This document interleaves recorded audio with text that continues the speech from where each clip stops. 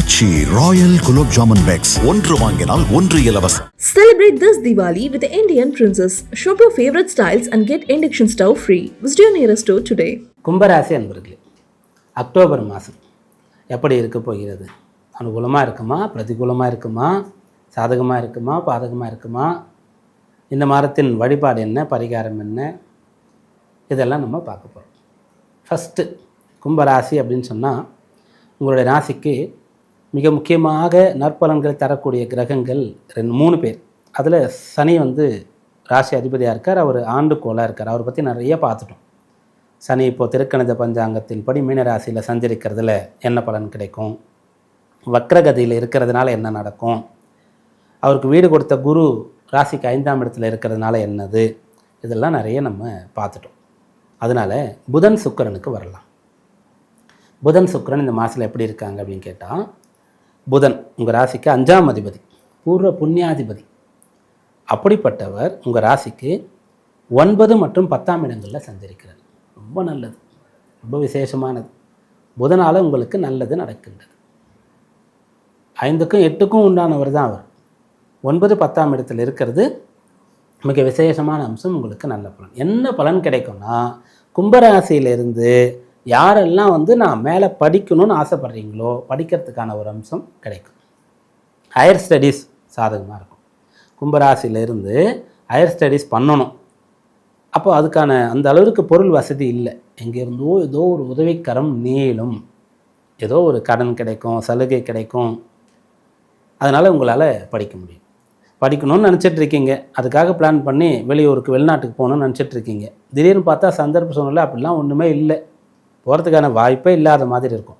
அப்போ வேற ஒரு இடத்துல போய் படிக்கிறதுக்கோ இல்லை அங்கேயே போகிறதுக்கோ ஏதோ விதி தளர்வுகளோ ஏதோ சலுகைகளோ ஏதோ உங்களுக்கு பிறருடைய ஹெல்ப்போ இது கிடச்சிரும். ஆக மொத்தம் ஹையர் ஸ்டடீஸ் இந்த மாதத்தில் நல்லாயிருக்கு.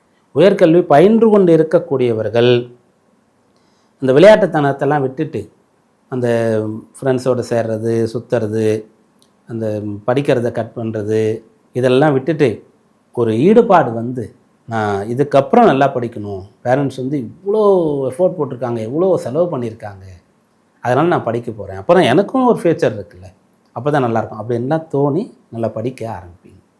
அப்போ கல்வி நல்லாயிருக்கு. அடுத்து வேலையில் இருக்கக்கூடிய கும்பராசி அன்பர்களுக்கு வேலை சம்பந்தமாக இருக்கக்கூடிய பிரச்சனைகளெல்லாம் எப்படி கையாளுறதுன்றதை தெரிஞ்சிடும். கூட வேலை பார்க்குறவங்கக்கிட்ட எப்படி டீல் பண்ணணும், எப்படி நடந்துக்கணும், உங்களோட ஹையர் அஃபிஷியல்ஸ்கிட்ட எப்படி நடந்து கொள்ளணும், உங்களுக்கு கீழே இருக்கக்கூடிய வேலை பார்க்கக்கூடியவங்கக்கிட்ட எப்படி நடந்துக்கணும், இதெல்லாம் தெரிஞ்சிடும். அங்கே இருக்கக்கூடிய பாலிடிக்ஸ்லாம் சொல்கிறோம் இல்லை, வேலை பார்க்குற இடத்துல அதெல்லாம் எப்படி மேனேஜ் பண்ணுறது அப்படின்றது தெரிஞ்சிடும். தெரியாத வேலைகளை கற்றுக்க முடியும். புதுசாக நிறைய விஷயங்களை வேலை சம்பந்தமாக துறை சார்ந்த அறிவை வளர்த்து கொள்வதுன்னு அப்பப்போ சொல்லுவேன். அந்த விஷயம் எக்ஸாக்டாக உங்களுக்கு சாதகமாக இருக்கும். அப்போது ஹையர் ஸ்டடீஸ் ரொம்ப நல்லாயிருக்கும், வேலை ரொம்ப நல்லாயிருக்கும். வேலை தேடுறவங்களுக்கு வேலை கிடைக்கக்கூடிய அம்சம் இருக்குது. இதெல்லாம் யார் தரா? புதன் தருகின்றார். அப்புறம் சுக்கிரன் எப்படி இருக்காருன்னு பார்க்கும்போது, உங்கள் ராசிக்கு சுக பாக்யாதிபதி அவர். அப்படிப்பட்டவர் ராசிக்கு 7ஆம் இடத்துலேருந்து ராசியை பார்க்குறார். ஆனால் கேதுவோடு சேர்ந்திருக்கு. அப்புறம் 8ஆம் இடத்திற்கு நீச்சமும் ஆயிடுறார். சுக்கிர பலம் குறைவு. அப்போ நீங்கள் ரொம்ப உல்லாசமாக இருக்கணும், நல்ல சுதந்திரமாக ஃப்ரீடமாக இருக்கணும், நிறைய செலவு பண்ணணும், ருசியாக சாப்பிட்ணும், பிடிச்ச இடங்கள்லாம் போய் சுற்றணும், நல்ல காஸ்ட்லியாக இருக்கக்கூடிய பொருள்லாம் யூஸ் பண்ணணும், நல்ல லக்ஸூரியஸாக ஹைஃபையாக இருக்கணும். இதெல்லாம் மறந்துடணும். இதெல்லாம் வேண்டாம், இப்போ வேண்டாம். எப்பவுமே வேண்டாம்னு சொல்லலை, இப்போ வேண்டாம். ஒருவேளை சுய ஜாதகத்தில் உங்களுக்கு சுக்கிரன் கெட்டிருந்தால் எப்பயுமே வேண்டாம்னு கூட முடிவெடுக்கலாம். இப்போ வேண்டாம். அப்போ நீங்கள் என்ன பண்ணலாம்னா, எவ்வளோ முடியுமோ எளிமையாக இருங்கள். இருந்தால் எந்த பிரச்சனையும் கிடையாது. எளிமைன்னா ட்ரெஸ்ஸில் மட்டும் கிடையாது, பேச்சில், தன்மையாக பழகிறதில்ல, பேசுறதில்ல, நீங்கள் நடந்து கொள்ளக்கூடிய விதத்தில் அந்த ஒரு பவ்யமாக இருக்கணும், பணிவாக இருக்கணும், எளிமையாக இருக்கணும். இதை கடைபிடிங்க. அவ்வளோ சீக்கிரம் அது உங்களுக்கு சாத்தியம் இல்லை. கும்பராசின்னு சொன்னாலே கும்பம் எங்கே இருக்கும்? அந்த கோவில் கோபுரத்தின் மேலே இருக்கும். அப்போ நீங்கள் அவ்வளோ சீக்கிரம் இறங்கி வர மாட்டீங்க. ஆனால் இப்போ முடிஞ்ச அளவு இருக்குது. யாருக்கிட்ட இறங்கி வரலாம், இவங்களுக்கு அந்த தகுதி இருக்குன்னு நினைக்கக்கூடியவர்களுக்காவது கொஞ்சம் இறங்கி வரீங்க அப்படின்னு சொன்னால் உங்களுக்கு நல்லது. அப்போ சுக்கிர பலம் குறைவாக இருக்குது. அந்த சுக்கிரன் 8ல் இருக்கிறதுனால நீங்கள் இரவு நேரத்தில் வெளியில் போகிறத அவாய்ட் பண்ணுறீங்க. அதுதான் உங்களுக்கு பிரச்சனையை கொண்டு கொடுக்கும். நைட்டில் நீங்கள் வந்து தனியாகவும் போக வேண்டாம், மற்றவங்களோட சேர்ந்தும் கூட முடிஞ்ச அளவுக்கு போக வேண்டாம்.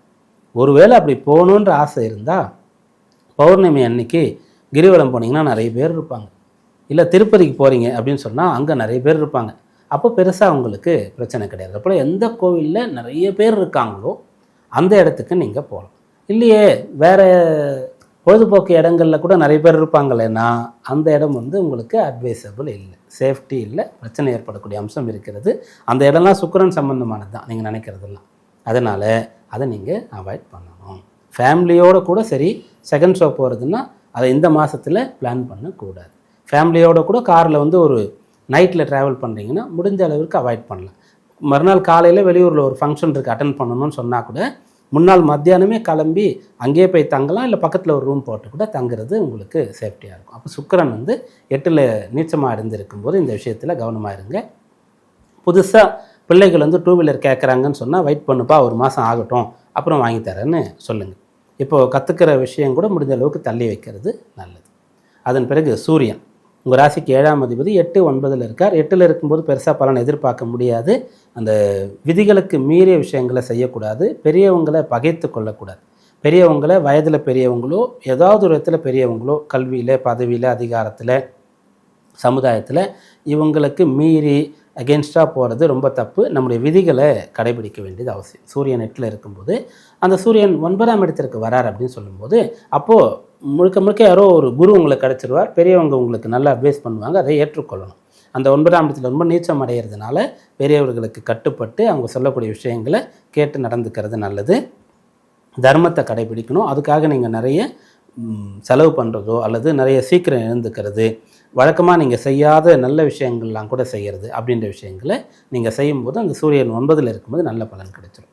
செவ்வாயை பொறுத்த வரைக்கும் ராசிக்கு 9ஆம் இடத்துல சஞ்சரித்து கொண்டு இருக்கார். அவர் 3, 10ஆம் இடத்திற்கு அதிபதி. வேலை நிமித்தமாக நிறைய ட்ராவல் பண்ணுற மாதிரி இருக்கும். நிறைய வேலை பளு அதிகரிக்கும். வேலை நேரம் நீட்டிக்கப்படும். வெளியூர்லாம் போய் வேலை செஞ்சுட்டு வர மாதிரி இருக்கும். அதை ஏற்றுக்கொள்ளுங்க, நல்லது. படிக்கிற பிள்ளைகளுக்கு அந்த கல்வியுடைய நேரம் வந்து அதிகமாகும். நிறைய படிக்கிற மாதிரி இருக்கும். அது ஹையர் ஸ்டடீஸ்ன்னு சொல்லியிருந்தோம், இப்போ பொதுவாகவே சொல்கிறோம். அதுவும் உங்களுக்கு நல்லதுக்காகத்தான். அதெல்லாம் ஏற்றுக்கொள்ளுங்க. இது வந்து இந்த மாதத்தினுடைய பலாபலன்கள். இந்த மாதத்திற்கான வழிபாடு என்னென்னா சனி பிரதோஷத்தை நினைவில் கொள்ளுங்கள். சனி பிரதோஷம் 2 முறை வரும். 2 நாளில் விரதம் இருக்கிறது. மாலை நேரத்தில் போய் அபிஷேகங்கள்லாம் கைங்கரியம் பண்ணுறது, அங்கே எல்லாருக்கும் வந்து அந்த பிரசாரங்களை விநியோகம் பண்ணுறது, இந்த விஷயங்கள்லாம் செய்யுங்க. அக்டோபர் மாதம் சிறப்பாக இருக்கும்.